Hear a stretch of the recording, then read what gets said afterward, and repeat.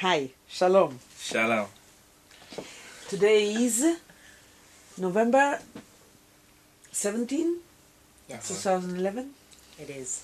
All We day. are on Hof Tzemach, Yes, Tzemach Beach. yes. Zechov. Hof Beach, Ze isn't it? choref. In Kinneret, meeting families from the First Home in the Homeland program from different countries. So very, very special couple from very, very special country.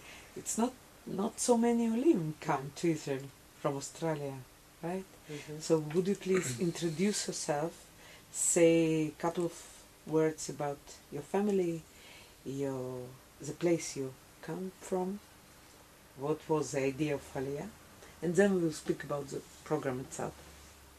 Go for it. No, after you. Okay, so we. You are? I'm Lara Krasnostein. This is my husband Dan. We have two daughters, Hallie and Lila, who, when we came across, were 2 and 1.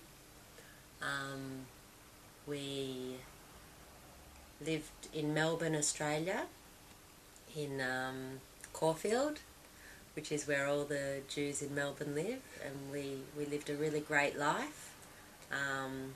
Doing what? Doing what? Having children. Yes, sure. Busy having children the last few years. That's what I was busy doing. What were you busy doing? I did business strategy for an online high tech, as they call it here, for an online jobs company. Okay. Yeah. Great. So very comfortable life. Very comfortable life. And suddenly Aslama. leave everything. Okay, I'm going to explain it pretty honestly. Mm-hmm. We were just looking for a change. We wanted to try something different. We had always been looking to move somewhere else away from Australia, so we didn't live in a little box our whole lives, because that's what can happen in Australia. And we looked and looked for a lot of options, and we just kept coming back to kibbutz in Israel, which is really what we wanted to try, specifically kibbutz. That was really the draw card for us. Okay. So a challenge, I would say. No, a change. A change. Change. An adventure. An adventure. An adventure. Something different Yeah. from where we were living. So not to go to Renana or somewhere that would be just like home, but to try something really different. Okay. And the first home program, how did you find it? Or whom did recommend you? So when we went to speak to Oren Seller, the Aliyah Shaliach in Melbourne, he recommended it to us, especially after we told him we want to be on a kibbutz. A lot of people, a kibbutz is a good place to start, and then they want to move. But for us, that's where we wanted to start and stay. And so he recommended the program to us, and there were a few other families. He recommended Kibbutz En Gev when we said we wanted to be somewhere warm and on the water. And obviously En Gev being right on the Kinneret was perfect. And he had sent 2 other families from Australia there, and the feedback from them was they really enjoyed it, so he put us in touch with them and said, I'm recommending it to you, but speak to them first, and they both have recommended it to us. That's how we ended up there. Okay, great. Okay, so if you are asked today to explain to other people, other families, the idea of the program, and then in details, yes, the idea, what would you say? I would say the idea is to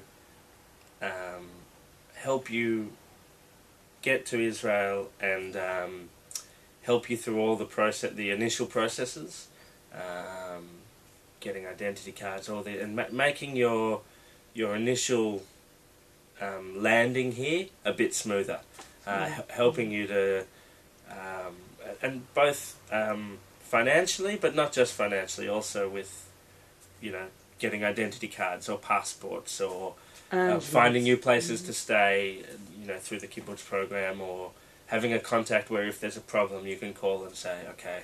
And the most important point are... With a young family is the most important part.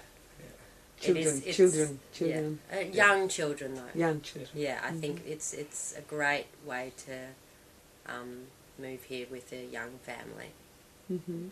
So how do your daughters feel? How do they feel? I think they're having a wonderful time now. Our youngest one, when she got here, Lila, was 14 months, and it's quite young to start gun or daycare in Australia, but here it's very normal, and she integrated beautifully, and she absolutely loves it. She understands Hebrew and English, and we've only been here a few months, and she really loves it. She goes every day comfortably and says bye, which makes it very easy for us, and it's 50 metres from our house. Nice. And the older one is also having a really great time. She, the language is a bit slower for her because her English was fully developed, but she also has a great time going off every day, and she learns beautiful things there, and she learns about the Chagim, and her Hebrew is developing, and they both seem really happy. The kibbutz life for the kids is amazing. I mean, the space, the freedom, all the other people who live on the kibbutz are very welcoming and friendly to kids, and both older people, but also kind of the younger kids who are, the sort of 7 to 12-year-old kids that they love. They've been really good to our kids, and the kids just love the space and running around and having friends around. And we can see, even we've had some. So my parents have visited, and Lara's parents are here now, and we've done a few tilim with them to the cities.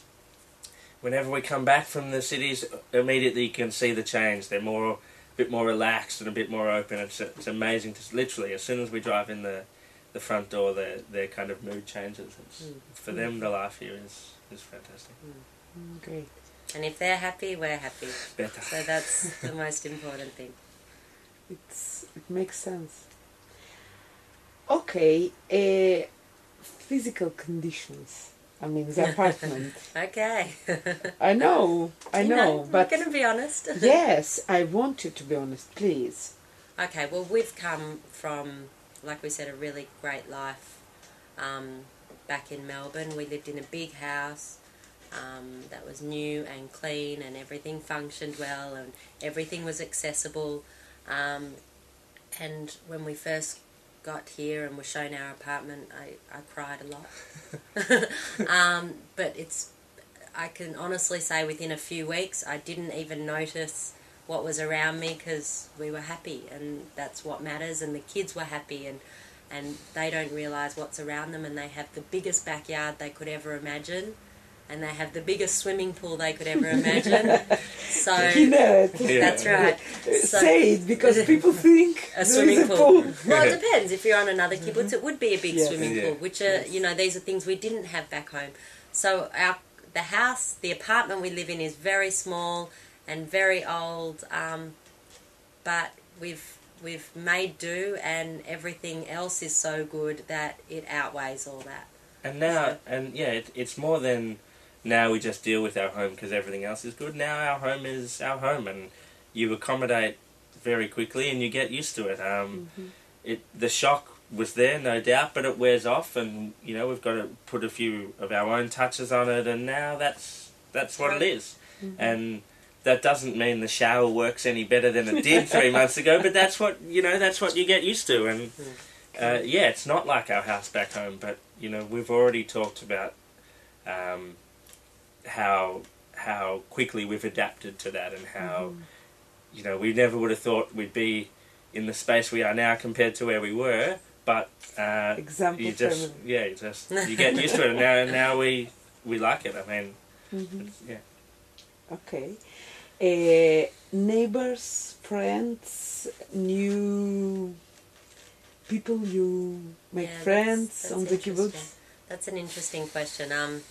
Everyone is welcoming and friendly, and you do feel like you're. But to be honest, we're very busy with 2 young kids, and we're busy in Ulpan, so we don't have that much time to sit around and make friends.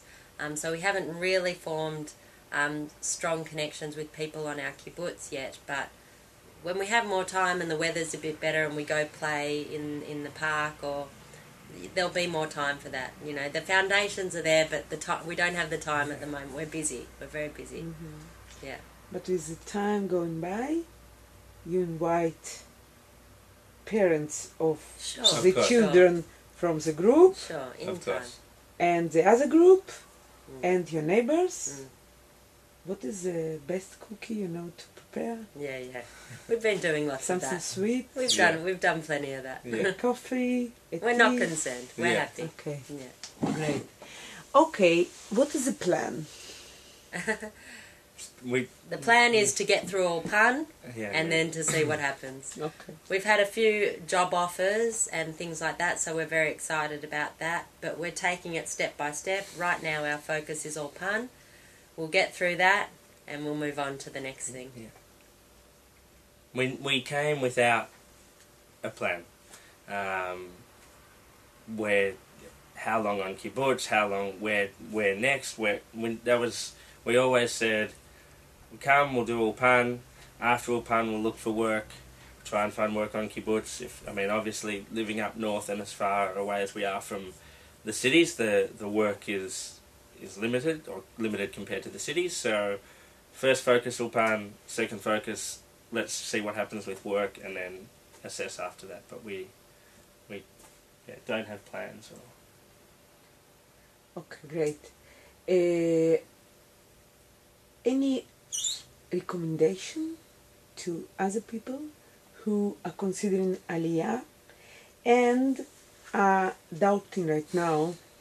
Maybe we will go directly to Ra'anana, Jerusalem, Tel Aviv, Rishon, etc., Herzliya, or we will start our life in the kibbutz and then we'll see. I think it's hard. Everyone is so different. And, we often talk about our friends back home, which of them could handle kibbutz, which of them should go straight to a city, all these things. And for us, kibbutz life is something that we were interested, we went requesting it and we went looking for it, and we're very happy being out in the country and a bit more secluded and with space and in nature, and that's something that is a plus for us. For others, no doubt that would be a negative. The living conditions are, as we've talked about, you are secluded, you don't have the nightlife, or you don't have good cafes and good restaurants, around the corner. Around the corner. And so it's for people that are like-minded like us, then for sure it's amazing. For others, no doubt it would not suit them at all. Sure. Yeah, I think though still for people with young kids, everything is very convenient. Yeah. So even if you only see it as for the first year that you're here, or even the first 6 months, for convenience sake, it's really wonderful. It is a nice soft landing. It's a soft landing. Everything is close. You have people all around on your kibbutz to help you. You don't have to deal with some of the things like traffic and long lines at the government buildings and things like that. So in terms of those things, which is really what you're dealing with in the first year, and even the Ulpan. Ulpan, by the way. How is Ulpan? It started off pretty shaky. We were in a very big class of about 30 plus people, of which there was a huge range in Hebrew skills. Yeah. So some people who had never even seen Hebrew letters to some people who had learnt Hebrew their whole school life, and that caused a real problem. And it took a while for things to kind of change, but now we're in a better position. Where we're in a smaller class that is all advanced. It's a more advanced class. There's still a big range in that class, but we have to kind of expect some issues when we're so isolated and we're not in Tel Aviv where there's lots of different levels of Ulpan. So we kind of understand that. But it's, there's still a big range, but it is much better. Yeah. And I know I'm really enjoying the Ulpan, so that's good. Yeah. Great. Okay, say some words to Oren. he will see. You go first. Great recommendation. Yeah, thank you. We're very happy. We you couldn't were right. be happier. Yeah, we really couldn't be happier. And we can't see ourselves leaving kibbutz in the near future, so it's good. Okay.